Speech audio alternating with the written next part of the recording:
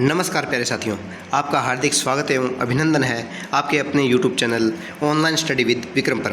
तो दोस्तों, हम अभी तक 4 मॉडल पेपर कर चुके हैं सीईटी के। आज अपने 5वें मॉडल पेपर के ऊपर बात करेंगे और आज के इस वीडियो के अपने टॉपिक रहने वाले हैं हिंदी, इंग्लिश और करंट से रिलेटेड टॉपिक के बारे में क्वेश्चनों के आंसर हम यहाँ पर देखेंगे। तो बातों में वक्त अपने ज़ाया न करते हुए हम आज की वीडियो स्टार्ट करते हैं और आज के अपने पहले प्रश्न पर चलते हैं। आज का अपना पहला प्रश्न ये रहा हिंदी का, क्वेश्चन नंबर 116 से। देखिए दोस्तों, जो 115 तक का आपके क्वेश्चन है वो विक्रम सर करवा रहे हैं और हिंदी, इंग्लिश और करंट के क्वेश्चन आपको इस वीडियो में मिल जाएंगे। तो आप साथ साथ क्वेश्चनों के आंसर कमेंट बॉक्स में लिखते रहिएगा। आपको एक्स्ट्रा समय नहीं दिया जाएगा क्योंकि उससे समय खराब होता है। अभी आपको लास्ट टाइम में क्या करना है, जल्दी जल्दी रिविज़न करना है और अपने टॉपिक देखने की कौन सा जो टॉपिक है या कौन सा विषय आपका कमज़ोर है उसको मजबूत करना है। चलिए आज के अपने पहले प्रश्न के ऊपर चलते हैं। अपने मनोदशा का सही संधि विच्छेद क्या है। देखिए, संधि का क्वेश्चन है। संधि, समास, उपसर्ग, प्रत्यय और पर्यायवाची विलोम, ये सब और वाक्य शुद्धि। दोस्तों, ये क्वेश्चन आपको डेफिनेटली देखने को मिलेंगे और आपको 2-2, 3-3 प्रश्न देखने को मिलेंगे। अच्छे से तैयार करके जाना है, ठीक है। देखिए, पहला प्रश्न अपना आज का,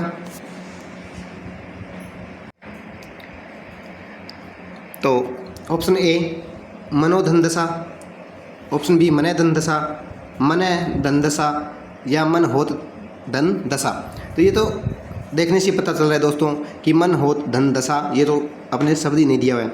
तो मने धन दशा या मनोधन दशा। तो मनोदशा का संधि विच्छेद वो होगा दोस्तों आपका ऑप्शन यहाँ पर हमारा क्या होगा, बी हमारा सही होगा। इसके अंदर कौन सी संधि है, विसर्ग संधि है, ठीक है।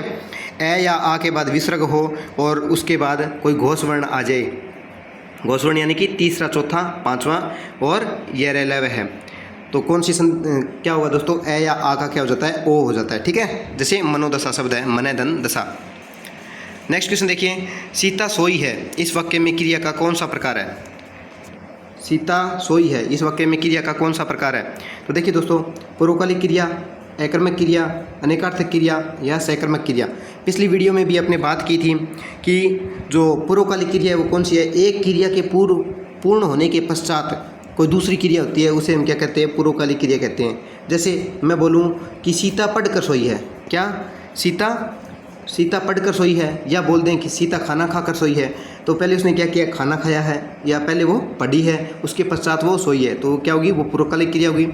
एकर्मक क्रिया, वह क्रिया जिसके अंदर वाक्य का जो पूर्ण भार है, क्रिया का भार है, वो किस पे पड़े, कर्ता पर पड़े। किस पर पड़े दोस्तों, कर्ता पर, कर्म का अभाव हो, वो क्रिया कौन सी होती है, एकर्मक क्रिया। और सकर्मक क्रिया क्या होती है, वह क्रिया जिसके होने या करने का भाव है या उसका भार है, वो किस पर पड़े, कर्म पर पड़े। किस पर पड़े, देखिए नाम से पता चला है, सकर्मक, जिसके अंदर कर्म उपस्थित होता है, वो होती है सकर्मक क्रिया, ठीक है। ये एक कर्मक और द्विकर्मक क्रिया हो सकती है, सकर्मक क्रिया, ठीक है। अभी आगे वाक्य आएंगे तो आपने देख लेंगे। तो इसका आंसर क्या हो जाएगा, सीता सोई है, सीता सोई है। तो क्या इसमें क्रम दिखाई दे रहा है अपने को, जैसे सीता क्या सोई है, जैसे मैं बोलूँ कि राम क्रिकेट खेल रहा है या सीता फुटबॉल खेल रही है, तो इसके अंदर कर्म क्या हो गया, फुटबॉल, या राम के वाले वाक्य में क्या हो गया, क्रिकेट, तो वो हो गया कर्म। पर यहाँ पर हमें कर्म दिखाई नहीं दे रहा है, तो क्या हो गया, आंसर हमारा ऑप्शन बी हमारा यहाँ पर क्या हो जाएगा, एकर्मक क्रिया हमारा सही हो जाएगा, ठीक है। नेक्स्ट देखिए, नेक्स्ट क्वेश्चन देखिए, त्रिभुवन शब्द में कौन सा समास है। कल आपने बात की थी दोस्तों, एक समास का एक प्रकार था द्विगु समास। क्या था, द्विगु समास, जैसे नाम से पता चला, द्वि यानी कि दो, गु का अर्थ होता है गाय, यहाँ पर क्या होगा, गाय, ठीक है, दो गाय। अर्थात वह समास जिसके अंदर प्रथम पद क्या हो, संख्यावाची हो, तो वह कौन सा समास होता है, द्विगु समास होता है, ठीक है। और यहाँ पर क्या है, त्रिभुवन, त्रि का अर्थ होता है तीन भवन, तीन भवनों का समाहार। तो ये यहाँ पर क्या हो जाएगा, अपना ऑप्शन सी हमारा यहाँ पर सही हो जाएगा, ऑप्शन सी द्विगु समास होगा, ठीक है। बात करें अव्ययभाव समास की, तो अव्ययभाव समास जिसके अंदर प्रथम पद क्या होता है, या तो अव्यय होता है या उपसर्ग होता है, ठीक है, या फिर दोनों, जैसे उत्तरोत्तर शब्द आते हैं, जैसे दिनों दिन, रातों रात, ठीक है, इस प्रकार के शब्द होंगे, उसमें क्या होगा, अव्ययभाव समास होगा। बहुव्रीहि समास, वह समास जिसके अंदर अन्य पद प्रधान हो, ठीक है, किसी अन्य के बारे में बात की जा रही है। जैसे शिव जी के बारे में बात करें अपने कि जैसे उनको बोला जाए अनिरुद्ध, जैसे गणेश जी को बोले विनायक या गजानन, ठीक है। इस प्रकार के जो शब्द होते हैं उसमें क्या होता है बहुव्रीहि समास। और कर्मधारय समास के अंदर क्या है विशेष्य और विशेषण होते हैं, यानी कि किसी की विशेषता बताई जाती है, तुलना की जाती है। जैसे चंद्रमुख, ठीक है, मृगनेनी, इस प्रकार के शब्द किस में आएंगे कर्मधारय समास में आएंगे। नेक्स्ट क्वेश्चन देखिए, किस शब्द में अनुपसर्ग नहीं है। ये नहीं वाले सत्य नहीं है, असत्य नहीं है, ठीक है। इस प्रकार के शब्दों को क्वेश्चन पेपर में आपको दोस्तों अंडरलाइन कर लेना है पहले से ही, वरना गलत होने के चांस बहुत ज़्यादा हो जाते हैं, ठीक है। तो नहीं है यानी कि अनु उपसर्ग का प्रयोग किस वाक्य में या किस शब्द में नहीं हुआ है, ये देखना है अपने को। तो अनु उर्वर, अनुन्य, अनुत्रित, अनुरित और अन्वेषण किस शब्द के, देखो सबसे पहले इसका संधि विच्छेद करते हैं अनुर्वर का, तो इसका क्या होगा अन धन उर्वर होगा। क्या होगा अन धन उर्वर, तो इसमें पहले में आ गया। सेकंड ऑप्शन देख लेते हैं अनुन्य, तो क्या होगा अनु प्लस में न्य होगा। तीसरा देखिए अनुरित, क्या होगा अनुरित। और चौथा ऑप्शन अनु प्लस में ऐषण, क्या होगा अनुधन ऐषण। तो बाकी तीनों में अनु उपसर्ग का प्रयोग हो रहा है, जबकि अनुर्वर में अन उपसर्ग है। क्या है अनु उपसर्ग है, ऑप्शन हमारा ए यहाँ पर सही हो जाएगा।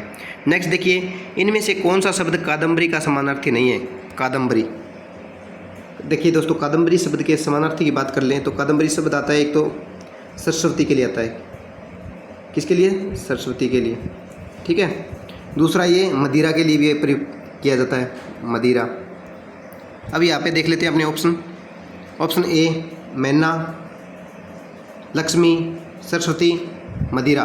तो देखिए दोस्तों मैना के लिए भी प्रयुक्त होता है, सरस्वती के लिए भी प्रयुक्त होता है और मदिरा के लिए भी प्रयुक्त होता है। जबकि लक्ष्मी है उसके लिए जो कादम्बरी शब्द है वो प्रयोग नहीं किया जाता है। लक्ष्मी के पर्यायवाची कौन कौन से हो जाएंगे दोस्तों, श्री, ठीक है, विष्णुप्रिया और इंदिरा, इस प्रकार के शब्द हैं वो लक्ष्मी के पर्यायवाची हो जाएंगे।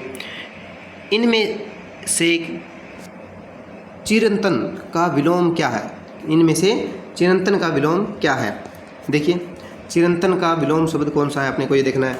तो ऑप्शन ए अंशवर, बी अल्पजीवी, सी नस्वर, डी क्षणिक। तो अंशवर तो अपने शब्द सुना ही नहीं है, ऑप्शन ए तो अपने पहले ही कट गया, ठीक है। अल्पजीवी का क्या होता है, दीर्घजीवी होता है, ये वैसे कट गया, ठीक है। क्षणिक का क्या होगा, क्षणिक का होता है शाश्वत, ठीक है। और चिरंतन यानी कि जो लंबे समय चलने वाला हो, अजर हो, अमर हो, उसके लिए प्रयुक्त किया जाता है। तो इसका विलोम यहाँ पे अपने को दिख रहा है नस्वर। नस्वर क्या होता है, जिसका नाश होने वाला हो, ठीक है। जैसे मनुष्य देह, सभी जीवों का शरीर, ये क्या है नस्वर है। ऑप्शन सी हमारा यहाँ पर सही होगा। नेक्स्ट देखिए, इनमें से कौन सा अब्द शब्द का अर्थ नहीं है। देखिए अब्द शब्द के लिए कौन सा अर्थ यहाँ पर अपने को नहीं दिया गया है वो देखना है अपने को। ऑप्शन ए वाटिका, बी साल, सी आकाश, डी बादल।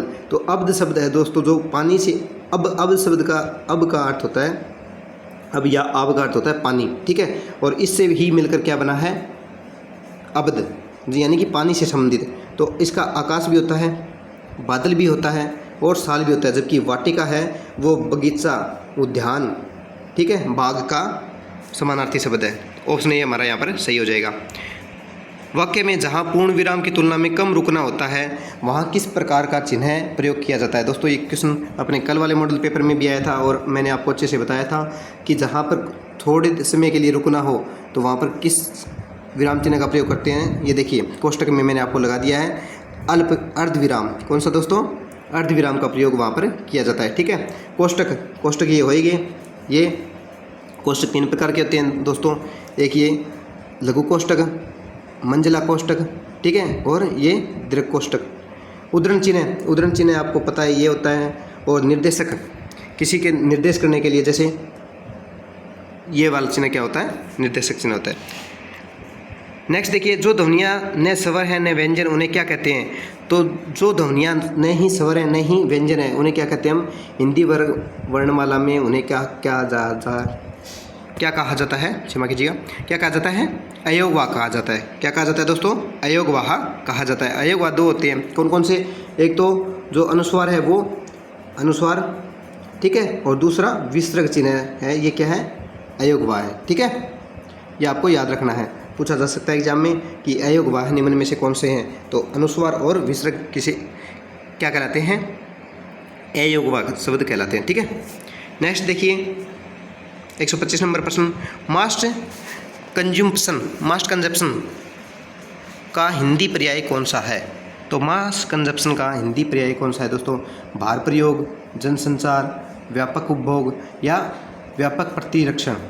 तो मास कंजप्शन का यहाँ पर जो अर्थ होगा वो होगा दोस्तों ऑप्शन नंबर सी, व्यापक उपभोग। ठीक है, और जनसंचार का क्या हो जाएगा? मास कम्युनिकेशन हो जाएगा। ठीक है, नेक्स्ट देखिए 126 नंबर, कलाई खुलना मुहावरे का अर्थ क्या है? कलाई खुलना, जैसे कि एक वाक्य बोलूँ मैं कि रमेश की कलाई खुलने पर कंपनी ने उसे बाहर का रास्ता दिखा दिया। यहाँ पर दो मुहावरे बोले हैं दोस्तों मैंने, कलाई खुलने पर कंपनी ने उसे बाहर का रास्ता दिखा देना, यानी कि, या फिर और विस्तृत रूप से बोलूँ कि रमेश के घोटाले की कलाई खुलने पर कंपनी ने उसे बाहर का रास्ता दिखा दिया, अर्थात भेद खुलना या कोई जो अपने बोल दें कि विशेष बात है, रहस्य का पता चलना, उसे क्या कहते हैं? कलाई खुलना कहते हैं। तो ऑप्शन ए ही हमारा यहाँ पर क्या हो जाएगा? सही हो जाएगा, भेद प्रकट होना। ठीक है, और बाहर का रास्ता दिखाना यानी कि निकाल देना। प्रथम, नेक्स्ट क्वेश्चन देखिए, प्रथम राजभाषा आयोग के अध्यक्ष इनमें से कौन थे? तो दोस्तों राजभाषा आयोग की स्थापना है वो कब की गई थी? यहाँ पे देख लेते हैं अपने, राजभाषा आयोग की स्थापना दोस्तों कब की गई थी? 7 जून याद रखना आपको, या 7 जून 1955 को की गई थी। ठीक है, 7 जून 1955। और किस आर्टिकल के तहत की गई थी? तो आर्टिकल 344 के तहत। ठीक है, आर्टिकल 344 के तहत की गई थी। और इसके प्रथम अध्यक्ष थे वो कौन थे? बीजी खैर थे। कौन थे? बीजी खैर, यानी कि बाल गंगाधर खैर। ठीक है, बाल गंगाधर खैर, ऑप्शन डी हमारा यहाँ पर सही होगा। याद रखना आपको, बाल गंगाधर खैर, बाल गंगाधर तिलक नहीं है ये, बाल गंगाधर खैर।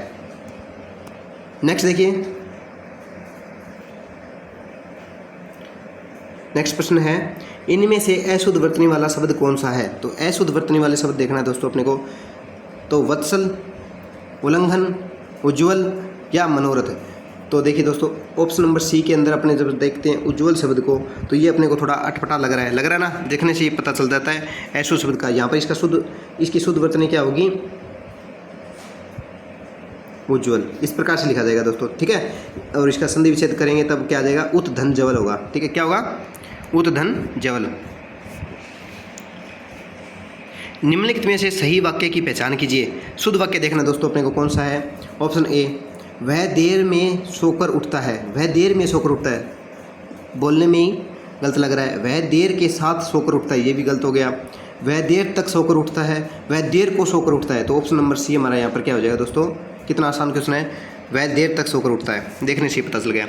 व्यक्तिगत पत्र किन के मध्य लिखा जाता है? व्यक्तिगत पत्र दोस्तों अपने निजी संबंधों के मध्य लिखा जाता है, जैसे नाना, मामा, फूफा, बुआ, काका, ताई, चाचा के मध्य लिखे जाने वाले पत्र, दोस्तों के मध्य लिखे जाने वाले पत्र क्या कहलाते हैं? व्यक्तिगत पत्र कहलाते हैं। और इनकी शैली कौन सी होती है दोस्तों? याद रखना अपने को, अनौपचारिक शैली होती है। कैसी होती है? अनौपचारिक, यानी कि इसके अंदर पत्र का जो फॉर्मेट है वो कोई विशेष मायने नहीं रखता, किसी भी प्रकार से लिखा जा सकता है। तो व्यवसायियों के मध्य, सरकारी अधिकारियों के मध्य, सगे संबंधी मित्रों के मध्य, पाठक और संपादक के मध्य। तो ऑप्शन नंबर सी हमारा यहाँ पर क्या हो जाएगा? सही हो जाएगा। सगे संबंधी और मित्रों के मध्य लिखे जाने वाले पत्र क्या कहलाते हैं? व्यक्तिगत पत्र कहलाते हैं। नेक्स्ट क्वेश्चन देखिए, in the following some part of the sentence may have error, find out which part of the sentence has an error and select the appropriate option. If a sentence is free from error select no error. ठीक है, अपने को error देखनी दोस्तों, गलती देखनी कि इस सेंटेंस के किस पार्ट के अंदर गलती है, और यदि गलती नहीं है तो नो एरर अपने को चूज करना है। वाक्य देखिए, सेंटेंस देखिए, as several studies shows over the years the annual data is useful in reviewing trends of extreme events.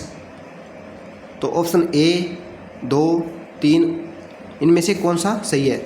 और ऑप्शन 4 यहाँ पर यह हो गया दोस्तों नो एरर वाला। ठीक है, तो ए सेवरल स्टडीज शोज, देखिए दोस्तों ये देखिए यहाँ पर देखिए शोज, ये शब्द है एस या ई एस कब लगाते हैं अपने? जब सिंगुलर नाउन अपने पास हो, जबकि ए सेवरल स्टडीज ये क्या है? प्लूरल नाउन है। ठीक है ना, तो प्लूरल के साथ क्या आएगा?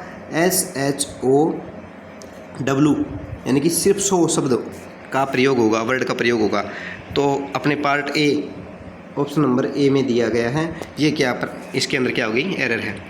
Identify the segment that contains a grammatical error, if there is no error select no error. वाक्य के अंदर इसमें भी अपने को क्या देखनी है, एरर चूज करना है दोस्तों। If he wants to recover he must abstain for alcohol. देखिए दोस्तों, मैंने वाक्य बोला ना, तभी अपने सही बोला गया कि if he wants to recover, यदि वह ठीक होना चाहता है या रिकवर यानी कि क्या करते हैं अपने को अच्छा होना चाहता है, ही मस्ट अब्सटेन फॉर एल्कोहल। तो मैंने यहाँ पर क्या बोला था, फॉर की जगह सबसे पहले आपने गौर किया तो फ्रॉम बोला था, क्योंकि अब्सटेन है वो हमेशा फ्रॉम प्रीपोजिशन लेता है। कौन सी प्रीपोजिशन लेता है दोस्तों, फ्रॉम। तो यहाँ पर दिया गया क्या, wants to recover abstain for, ये गया ऑप्शन डी हमारा यहाँ पर क्या हो जाएगा, सही हो जाएगा, क्योंकि यहाँ पर क्या आना चाहिए, फॉर की बजाय क्या आना चाहिए, फ्रॉम आना चाहिए। आपको याद रखना है कि अब्सटेन है वो हमेशा फ्रॉम यानी कि दूर रहना चाहिए या उससे ऊपर उठना चाहिए। किसके लिए यूज होगा, इसका हिंदी अर्थ भी देख लेते हैं अपने। वाक्य आ सकता है हिंदी अर्थ और वाक्य भी आ सकते हैं। If he wants to recover, वह ठीक होना चाहता है या स्वस्थ होना चाहता है, ही मस्ट अब्सटेन फ्रॉम एल्कोहल, उसे एल्कोहल से दूर होना होगा या एल्कोहल से ऊपर उठना होगा, उसे एल्कोहल छोड़नी होगी। ठीक है। Identify the segment in the sentence which contains a grammatical error. इसके अंदर भी अपने को एरर चूज करना है। Although this is a narrowest street many large trucks can enter it. तो इसके अंदर देखिए दोस्तों, एरर देखना है अपने को। Option a money large trucks can enter it although this is a narrowest street. तो इसके अंदर कौन से ऑप्शन के अंदर एरर है वो देखना है अपने को। तो ऑप्शन नंबर सी हमारा क्या होगा, यहाँ पर सही हो जाएगा, ऑल्दो दिस इज। ठीक है, although this is a narrowest street many large truck can enter it. ठीक है, ऑल्दो का यहाँ पर प्रयोग नहीं होगा। इस वाक्य में अपने को पैसिव वॉइस देखनी है दोस्तों। क्या करना है, पैसिव वॉइस बनानी है। ठीक है। हिज बिहेवियर एम्ब्रेस एज मी, ई एस लगाए दोस्तों। ठीक है, ई एस एस या ई एस किस टेंस के फॉर्म में लगा होता है, तो अपने को पता है कि प्रेजेंट सिंपल के, एक सेकेंड, प्रेजेंट सिंपल टेंस है, उसके अंदर एस या ई एस और या डिड हेल्पिंग वर्ब वो अपने को देखने को मिलती है। तो अपने को पता चल गया कि वाक्य कौन सी टेंस का है, प्रेजेंट सिंपल टेंस का है। तो प्रेजेंट सिंपल टेंस की जो हेल्पिंग वर्ब है वो किस में चेंज होगी, इज, एम या आर में चेंज होगी। तो इज एम आर आएगा। दूसरी बात, पैसिव वॉइस बनाते समय अपने क्या ध्यान रखते हैं, एक तो सबसे मेन बात क्या है, वर्ब की थर्ड फॉर्म का यूज़ होता है। कौन सी फॉर्म का, वर्ब की थर्ड फॉर्म का यूज़ होता है। ठीक है, उसके बाद बाई आता है। सबसे पहले क्या आएगा, ऑब्जेक्ट आएगा, फिर हेल्पिंग वर्ब आएगी, उसके बाद सब्जेक्ट आएगा और उसके बाद सबसे पहले ऑब्जेक्ट, फिर हेल्पिंग वर्ब, फिर और हेल्पिंग वर्ब में वर्ब की थर्ड फॉर्म, उसके बाद बाई, फिर सब्जेक्ट और उसके बाद जो सेंटेंस का अदर पार्ट बच गया वो आएगा। तो देख लेते हैं यहाँ पर, हिज बिहेवियर एम्ब्रेसेज मी। तो his behaviour is embarrassing me, embarrassing for me. I am embarrassed by his behaviour, I am myself embarrassed by his behaviour, embarrassing of myself is done by his behaviour. देखिए दोस्तों, कितना बड़ा जड़ा के वाक्यों को बोला गया। सबसे पहले यही गलत करते हैं अपने, embarrassing of myself is done by his behaviour. I am myself, ये वाक्य देखिए दोस्तों यहीं से ही गलत हो गया। हेल्पिंग वर्ब के साथ माई सेल्फ यहाँ पर यूज हो ही नहीं सकता कभी भी वाक्य में। इस प्रकार से ये दो हेल्पिंग वर्ब है वो, इसका यूज़ हम साथ में नहीं कर सकते। His behaviour is embarrassing for me, तो इसने क्या कर दिया, हिज बिहेवियर को ऐसे का ऐसे रख दिया और एम्ब्रेसिंग फॉर मी, वाक्य को पैसिव वॉइस में चेंज ही नहीं किया। जबकि ऑप्शन बी हमें यहाँ पर स्पष्ट रूप से दिखाई दे रहा है। क्या होगा, सही होगा। ठीक है, नेक्स्ट देखिए, select the option that expresses that given sentence is in indirect speech. तो डायरेक्ट से इनडायरेक्ट में आपने को कन्वर्ट करना है। The counter clerk ask for the visitor what is your name. Counter clerk, देखिए दोस्तों क्वेश्चन मार्क दिया हुआ है अपने को। दूसरी बात, यहाँ पर आस्क्ड पूछने वाला है प्रश्न, यानी कि कौन सा सेंटेंस है, इंटेरोगेटिव सेंटेंस है। ठीक है, कौन सा सेंटेंस है, इंटेरोगेटिव सेंटेंस है। तो इंटेरोगेटिव सेंटेंस को जब अपने चेंज करेंगे इनडायरेक्ट में, तो अपने वाक्य बनाना होगा अफर्मेटिव सेंटेंस में। कौन सा, अफर्मेटिव बनाना होगा। तो यहाँ पर देख लेते हैं, the counter clerk asked the visitor his name. ठीक है, क्वेश्चन मार्क कटेगा, नोट आएगा। The counter clerk ask the visitor your name ना, the counter clerk is asking the visitor your name, ये भी बात गलत हो गई। और नेक्स्ट देखिए, the counter clerk has asked the visitor his name, तो हैज़ आस्क नहीं आएगा दोस्तों, ठीक है। तो बात सीधी सी अपने यहीं पे आ गई, ऑप्शन ए हमें यहाँ पर स्पष्ट रूप से सही दिखाई दे रहा है, ठीक है। The counter clerk ask the visitor his name, counter clerk ने द विजिटर को उसका नाम पूछा। What according to the passage is the duty of human being, तो देखिए दोस्तों 136 नंबर क्वेश्चन ये आएगा पहले। Select the most appropriate synonym of the given word, तो अपने को क्या देखना है, सिनोनिम देखना है दोस्तों, समानार्थी शब्द देखना है, किसका, फास्टन का। तो फास्टन का अर्थ क्या होता है दोस्तों, तो सबसे पहले मैं आपको फास्टन का अर्थ बता दूं, बांधना, किसी वस्तु को या किसी चीज़ को बांधना, और साधारणतः इसका प्रयोग किया जाता है धागे से बांधने के लिए। किससे बांधने के लिए, धागे से। जब अपने किसी वस्तु या किसी चीज़ को बांधते हैं तो उसके लिए किसका प्रयोग किया जाता है, फास्टन का। तो यहाँ पर देखिए हाल्ट का तो अर्थ क्या होता है दोस्तों, हाल्ट का अर्थ क्या होता है, ये आप कमेंट बॉक्स में बताएंगे। अलो यानी कि अनुमति देना, एफिक्स से संबंधित करना या किसी को जोड़ना, बांधना से संबंधित भी हो सकता है, देख लेंगे। और हरी का तो आप सभी जानते हैं दोस्तों, हरी अब जल्दी करो, शीघ्रता करो, ठीक है। तो ऑप्शन सी हमें यहाँ पर ठीक बैठता हुआ दिखाई दे रहा है, ऑप्शन सी हमारा यहाँ पर क्या होगा, सही आंसर होगा। Select the most appropriate antonym, यहाँ पे क्या देखना है दोस्तों, अपने को एंटोनिम देखना है, ठीक है, यानी किसका विलोम देखना है, किसका, फिकल का विलोम शब्द अपने को देखना है। तो सबसे बात करें कि फिकल का अर्थ क्या होता है पहले, तो इसका अर्थ होता है दोस्तों चंचल या अस्थिर, ठीक है। तो कॉन्सोनेंट का अर्थ सबसे पहले ऑप्शन ए अपने पास सामने आ गया दोस्तों। कॉन्सोनेंट का अर्थ क्या होता है, स्थिरता, स्थायीपन, ठीक है। और हेस्टी का अर्थ क्या होता है, हेस्टी का अर्थ तो होता है जल्दबाजी, ठीक है, क्या होता है, जल्दबाजी करना। और बात करें फीबल का अर्थ क्या होता है, दुर्बल, कोई वस्तु दुबला सा, पतला सा या दुर्बल हो, उसके लिए किसका प्रयोग किया जाता है, फीबल का, ठीक है। मिड शब्द का प्रयोग अब जैसे अपने करते हैं, कलर्स में सामान्यतः करते हैं, मिड ग्रीन, मिड येलो, ठीक है, इस प्रकार से। तो ये मिड का क्या होता है, हल्का या मध्यस्थ। Select the word that means the same as the given group of the words, यानी कि वन वर्ड अपने को चूज करना है। Unable to think clearly because of a mental illness,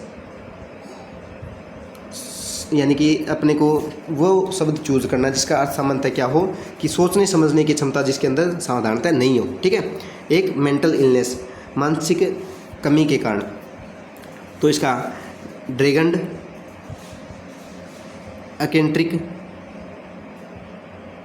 विमेशियल या ब्लेस्ड तो शब्द अपने को सबसे पहले ही पता चल गया दोस्तों, ब्लेस्ड, जैसे कि वो उसने अपने लाइफ को अच्छे से बैलेंस कर रखा है, या उसने उस वस्तु को बैलेंस कर रखा है, किसी सामान को कोई हाथ में पकड़े हुए अच्छे से बैलेंस किए हुए, तो बैलेंस का अर्थ क्या होना है, संतुलित करना, ठीक है। बात करें विमिस्टिकल की, तो विमिस्टिकल का अर्थ क्या होता है दोस्तों, अपने को विमिस्टिकल का क्या अर्थ होता है, ये आप कमेंट बॉक्स में बताएंगे। और एकेंट्रिक का अर्थ होता है दोस्तों, एकेंट्रिक यानी कि जैसे किसी वस्तु को अस्त व्यस्त या कोई ऐसे विकसित है उसके लिए प्रयोग किया जाता है, ठीक है। बात करें ड्रैगन्ड की, तो ड्रैगन्ड का अर्थ क्या होता है दोस्तों, ये अपने को क्षमा कीजिएगा मैंने उल्टा बोल दिया, ड्रैगन्ड का अर्थ होता है अस्त व्यस्त, ठीक है, अस्त व्यस्त या जैसे किसी को कुछ समझ में नहीं आना, यानी अपना आंसर यहाँ पर यही होगा, क्या होगा, ऑप्शन ए, ड्रैगन्ड ही अपना आंसर होगा, ठीक है। इसके नाम से एक मूवी भी है ना, जैसे जिसके अंदर कोई व्यक्ति है, हॉलीवुड की मूवी है, जिसमें वो मानसिक रूप से अस्त व्यस्त है, अर्थात उसके सोचने समझने की क्षमता सही से नहीं है। और एकेंट्रिक का अर्थ क्या होता है दोस्तों, एकेंट्रिक का अर्थ होता है वह व्यक्ति जो सनकी होता है, बार बार शक करता है, ठीक है। नेक्स्ट क्वेश्चन देखिए, select the most appropriate meaning of the given idioms, ठीक है। तो एक क्वेश्चन अपने को ये भी देखने को मिलता है दोस्तों, मुहावरे और जो पहेलियाँ हैं उससे संबंधित एक क्वेश्चन आता है अपने को। तो once in a blue moon, यानी कि ईद का चांद होना, क्या होना, ईद का चांद होना। तो ऑप्शन ए ऑलवेज, जी नहीं, रियरली एंड इनफ्रिक्वेंटली, ये सही बैठ रहा है, एट रेगुलर इंटरवल्स, ये भी गलत है, ए नेचुरल अकोरेंस, ये भी गलत हो जाएगा। तो क्या हो जाएगा दोस्तों, रेयरली एंड इनफ्रिक्वेंटली, हमारा ऑप्शन बी हमारा सही होगा। पैसेज वाले क्वेश्चन आ गए दोस्तों। तो पैसेज वाले क्वेश्चन के आंसर आप एक बार पैसेज को देख लीजिएगा, वीडियो पॉज करके अच्छे से पढ़ लीजिएगा और इसके आंसर मैं आपको सीधे बताऊंगा, ठीक है। पैसेज में ढूंढ के आपको नहीं बताए जाएंगे। देखिए 141 नंबर क्वेश्चन देखिए सबसे पहले, what according to the passage is the duty of human being. तो पैसेज के अकॉर्डिंग ह्यूमन बींग की ड्यूटी क्या है दोस्तों, to make over selves cultured, to digest knowledge, to study correctly, to acquire knowledge and develop the mind। तो human being की duty क्या है दोस्तों, ऑप्शन में क्या होगा, ऑप्शन हमारा डी यहाँ पर क्या हो जाएगा, सही हो जाएगा। ऑप्शन डी हमारा यहाँ पर क्या हो जाएगा दोस्तों, सही हो जाएगा, ठीक है। नॉलेज एक्वायर करते रहना और अपने माइंड को डेवलप करते रहना। तो आपको भी अब नॉलेज एक्वायर करते रहना है और अपने मस्तिष्क को विकसित करते रहना है हमेशा के लिए। Mind has been compared to a deep sea, a personal spring, a blue cut, a deep will.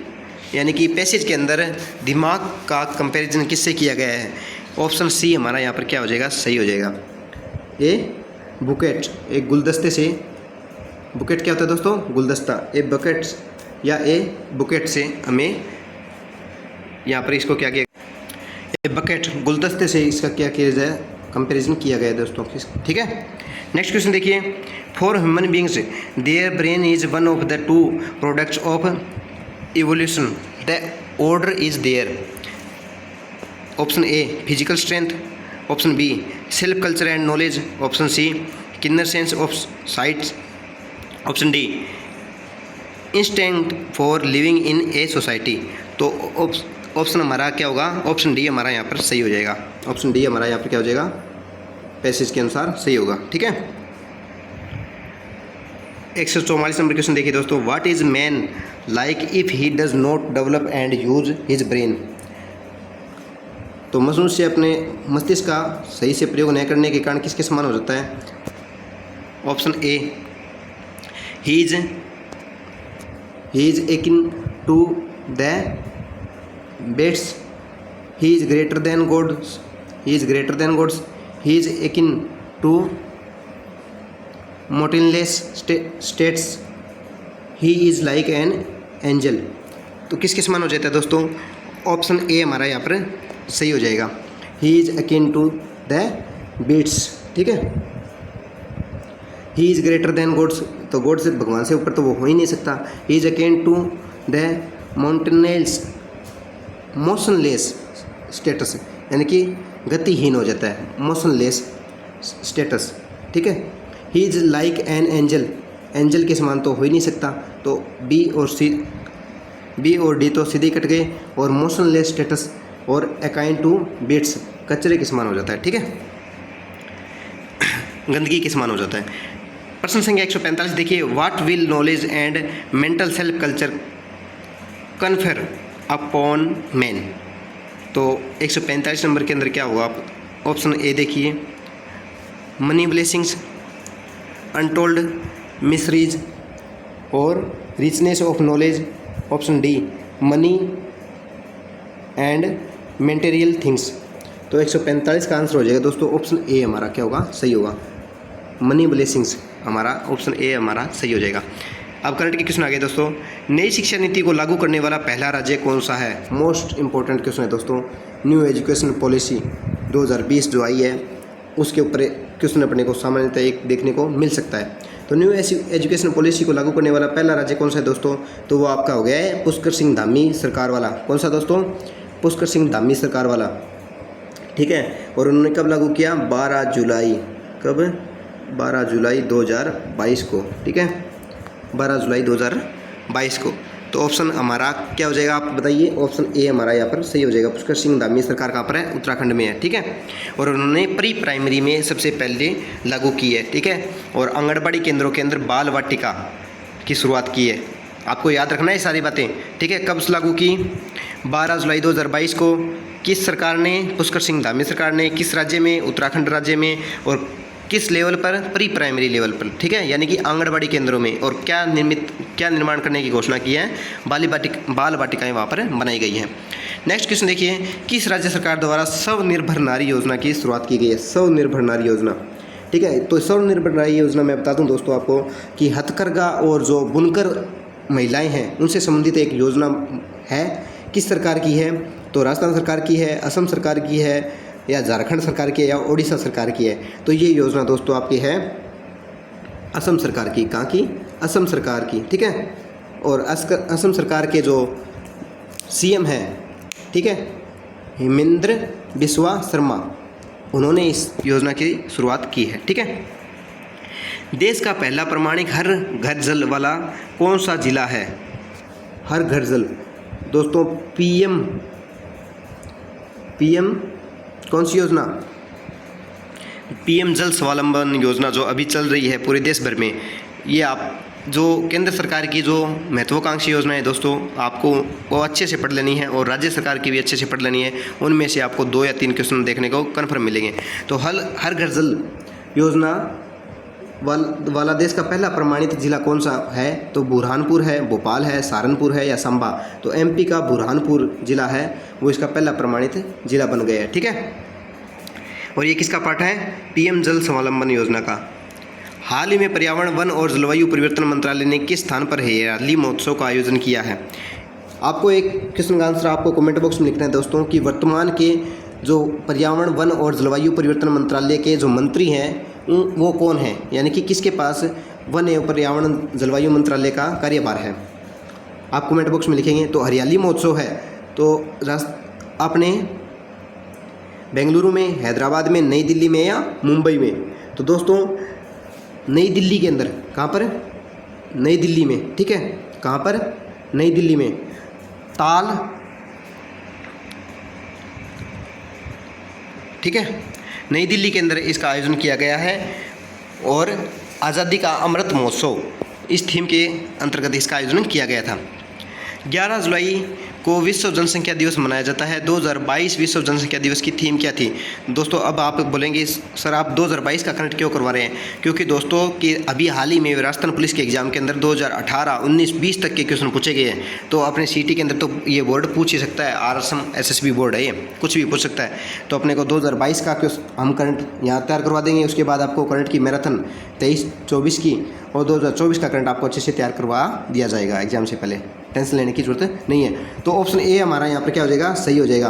8 billion की दुनिया, सभी के लिए लचीले भविष्य की ओर अवसरों का दोहन और सभी के लिए अधिकार और विकल्प सुनिश्चित करना, ये क्या है दोस्तों? जनसंख्या दिवस की थीम थी। कब की? 2022 की। और 2024 के जनसंख्या दिवस की थीम क्या थी? आप कमेंट बॉक्स में लिख देंगे, ठीक है, ताकि आपको अच्छे से याद हो जाएगा। और कब से मनाया जा रहा है दोस्तों? तो 1989 से हर वर्ष जनसंख्या दिवस 11 जुलाई को मनाया जाता है। आज का अंतिम क्वेश्चन ये था आपके सामने, ठीक है। तो आज की अपनी ये वीडियो कंप्लीट होती है दोस्तों। आज का 5वां मॉडल पेपर हिंदी, इंग्लिश और करंट के क्वेश्चन आपको करवा दिए गए हैं। वीडियो कैसी लगी कमेंट बॉक्स में ज़रूर बताइएगा, ठीक है। और अपनी तैयारी को ज़ोर शोर से रखिए। अभी अपने पास 1 महीने से भी कम समय रहा है। ये सीटी आपको अच्छे से देनी है, ठीक है। इसके साथ ही जय हिंद, जय भारत, धन्यवाद।